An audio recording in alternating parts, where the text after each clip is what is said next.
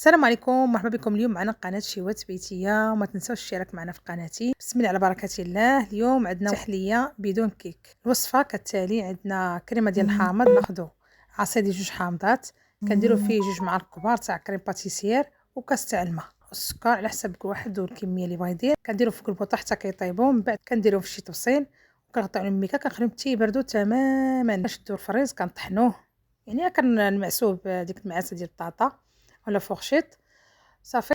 من بعد كناخدو القشطه ديالنا تقريبا 1 لتر تاع القشطه، كناخدوها كنديروها في البيطخان ديالنا في الطراب، كنديرو عليها السكر كما كنقول الكميه اللي كتحتاجو نتوما في السكر، يعني كل واحد والحلاوه ديالو. صافي كنردوها تطلع واحد المده تقريبا ديال 5 دقائق، كنبداو نرميو القطع تاع الكريمه ديال الحامض كيف ما كتشوفوا، طريفه بطريفه حتى كنكملوها كامله.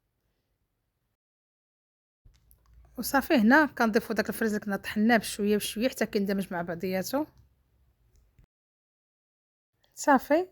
ومن بعد كناخدو الصابلي ديالنا، اي بسكوت عندكم كناخدوه، تنديرو العصير ديال الحامض والسكر، كناخدو المول ديالنا تنديرو فيه هذاك البسكوت ديالنا، تنشدو تنديرو في العصير ديال الحامض وكنستفوه كامل في البلا ديالنا، وكنضيفو ديك الكريمه، كنعاودو عاوتاني نفس الطريقه، كنعاودوها في البسكوت، تنعاودو نرطبوه عاوتاني في العصير تاع الحامض وكنستفوه حتى كنكملو الطبقات ديالنا.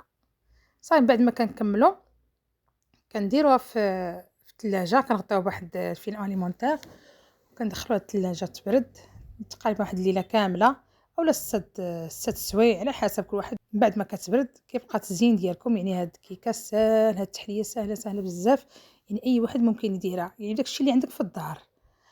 المهم نتمنى تعجبكم التحليه ديال اليوم، والى اللقاء في حلقه جديده من شهوات بيتيه.